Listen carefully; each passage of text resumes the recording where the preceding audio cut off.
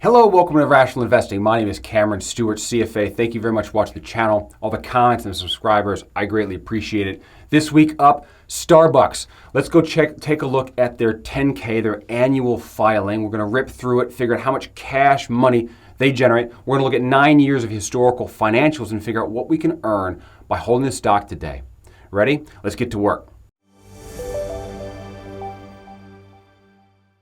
Before we dive into SBUX, let's review the 5 key attributes that we use in this channel to value all of our stocks. Number 1, top line revenue growth. You got to have it. 2, earnings growth. We want to say enterprise level earnings growing. That's EBITDA. Strong free cash flow. Low debt. That's less than 3 times debt to EBITDA. And finally, we want a well-priced stock. Well-priced, we use enterprise value to EBITDA. But ultimately, you want a stock that's going to outperform the market given the risk of buying the equity. And that's what we're going to look for here. The free cash flow, forecast forward and figure out what it's worth. Then look in the stock market to figure what we could buy it for and figure out what the return is. All right, let's do this. Okay, behind me is 9 years of SBUX financial information. Let's take a look at revenue and see what they've been doing. So revenue started at $13 billion in 2012. That's September 30, 2012, and back 12 months. That's what this fiscal year represents. $13 billion has grown to a high of $26 billion. And then COVID happened, they had a fall of 23. But for the most part, everyone's writing off COVID as a one-time issue, and people are expecting companies around the world to revert back to what they used to be doing. So $26 billion. EBITDA, 2.4 billion. That has grown nicely over this period to a peak of 5.4 billion. Obviously, the COVID drop being 3.1 billion most recently. All in all, that's a 3.4% growth rate.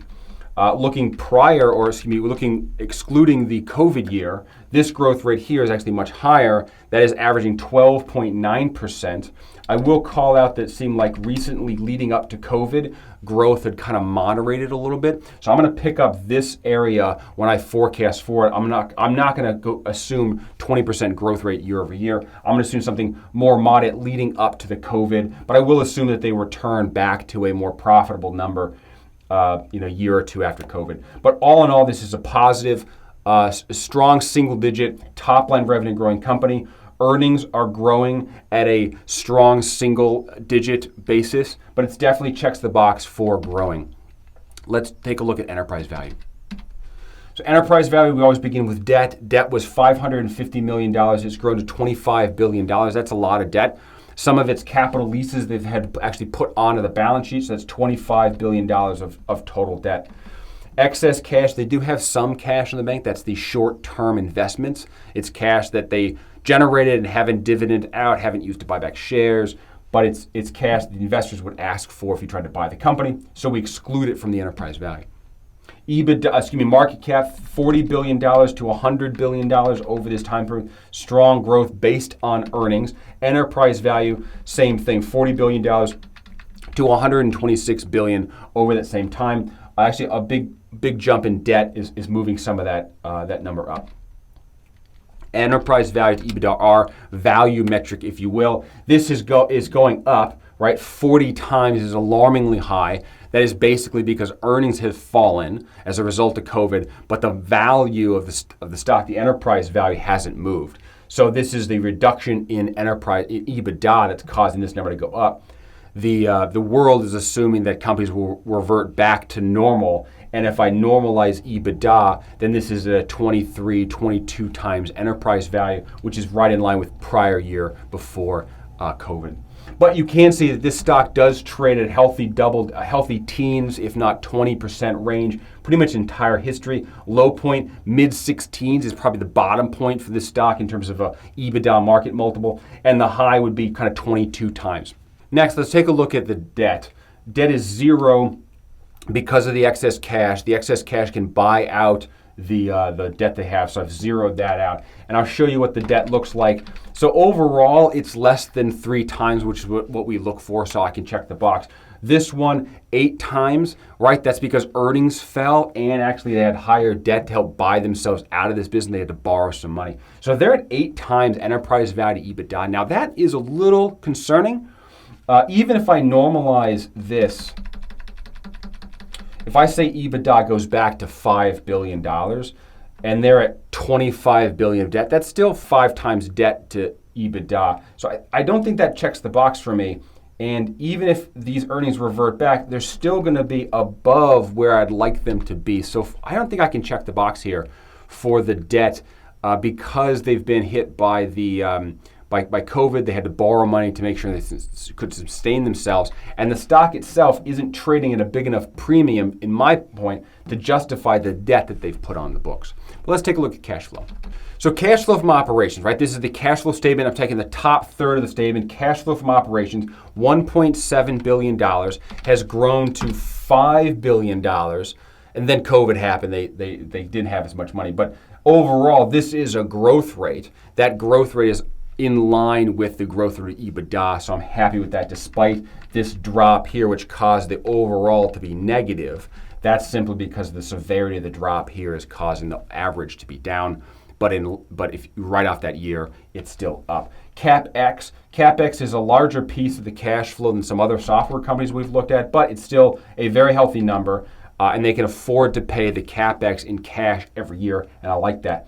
Debt payment, they have been borrowing money over this period of time, so these are positive numbers. These positive numbers carry over into the free cash flow per equity, and that means that this here is a large number, and it is growing over time, mainly because this number here is so low. But it is growing, it is positive. I would not give them credit for this $4.7 billion of borrowed money. They've exceeded the 3 times debt to enterprise, debt to EBITDA. So you can't assume they continue to borrow this money going forward. So when I look at cash flow out in many years, I will simply take the difference here and use that as my cash flow, keeping debt relatively constant. Cash flow per share is here. I'm taking the shares that they've been buying back at 3% a year. Good for them. They've done that. Cash flow per share, price, and then a yield. Yield's currently 4.8% on a free cash flow basis. Average is 5.4. That's okay. It's not cheap. It's not expensive. I think it's fully valued for what SBUX is at the moment, given the debt they've taken on. Okay, let's forecast the business. Okay, behind me is the forecast for SBUX. I'm picking up the 2021 EBITDA forecast, $5.4 billion. This is their 2019 number that I'm assuming they will return to after a down year. And that's going to be a risk, right? The COVID is a virus that's spreading and it's causing the governments to shut down retail locations to prevent people from interacting. SBUX is a retail location, so it does make sense that there's some risk here if there's another lockdown or it's slower to recover. It could just take a couple more years, but eventually gets there. I'm assuming they get there, and I'm using a 4% long-term growth rate over time because that's basically the growth rate for the couple years leading up to the pandemic. I'm not using double-digit growth that they've experienced historically. I'm using something more moderate that they're realizing when they're running into the pandemic. So I take $5.4 billion, grow it at 4%, I get $7.7 billion. I'm giving an 18.5 EBITDA market multiple to this. This is basically their average over time, excluding the high point that they're at now at 23 times, which gives me $152 billion enterprise value. I'm assuming that they're going to maintain a higher than average debt level. So this is 4 times EBITDA. And then it lowers my market cap to basically $100 billion. Divide by the shares outstanding, and I get an $88.30 price target for SBUX long term. Let's take a look at the free cash flow for SBUX. So I've got a forecast of $3.96. That is 2019's free cash flow after debt payment. Right, I'm taking that $4 because they're going to have to buy down the debt to some degree, so I'm leaving some in there to pay. So basically $4, and I grow that with the EBITDA growth rate of 4% over time, and I get $5.64 of free cash flow. I apply a 4% yield to that, which is a little higher than their current state, but about average, and I get $139 per share price target for SBUX out 10 years from now. Okay, now we have 2 prices with 2 different methodologies. We have a free cash flow estimate price, $139, that's a lot. And we have a market multiple approach of $88. The $88 is a lot lower. So I've got 2 different price ranges. I'm going to split the difference here because they've got some debt issues they have to pay down. So I think they're probably I could be on the higher end of that, but I'm going to split the difference of $113 a share. What's currently $120 a share. So let's take a look at an IRR. What does that look like? So in an IRR, this is what you have. 2021 to 2030, I get a free cash flow, which is pretty healthy, right? They're still making a debt payment to buy down some debt. They've got cash flow. It's there. I buy the stock for 120, I get this net cash flow. It gives me a 4% IRR stock over the long term. Why is it subpar to the S&P 500? Well, I think that's because the stock market has given full credit to writing off COVID. But the reality is they were growing slower leading up to the COVID shutdown. So that's one, growth rate long-term might be slow. And two, COVID could come back. And I think writing off assuming that the world will return perfectly to normal without some permanent change might be a level of risk that the investor, the stock market, is not currently taking into account. But here we've given them credit for coming back. We've grown them like they have historically at a kind of mid-single digit number. And because of this price, I'm getting a 4% IRR. Let's review our 5 key attributes. Top line revenue growth, yes, check the box. EBITDA growth, yes, so check the box despite the 1 year comeback. Free cash flow, yes, free cash flow is there. Low debt, no, it does not meet our criteria currently with the debt. Well priced, no, I don't think it's well priced because this return is too low. Now I like SBUX, and I've owned it in the past, still own some of it, but I've been trimming my position as the stock price has risen up much higher than I thought it would ever go to, and I think there's better return you can get out there in the market. Let's take a look at a distribution return. If you buy it at 120, it's 4% IRR. If it goes any higher, I'm basically zero. It has to fall back down to the, less than $100 a share before I'd buy it again.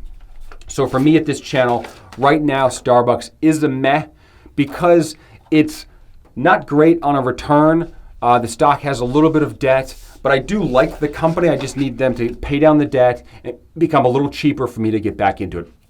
All right, my name is Cameron Stewart, CFA. This is Rational Investing. If you'd like to learn how to do this and have this Excel sheet, I'm happy to give that to you. You can find it at cashflowinvestingpro.com. I teach a course where I give you this template. I show you how to read a 10K and pull out the information you need to populate the sheet, how to create a forecast, and how to value and pick winning stocks you can buy and hold for a long term. Just like I do here this channel, I try to show the underlying assumptions, build a logical case, and then if all that stacks up, then it's possibly a good investment, and you could do it too. Okay, thank you very much for watching the channel. Please hit the subscribe button, hit the like, comment down below. Let me know what other stocks you'd like to see. I'm happy to review them. Thank you very much. Bye-bye.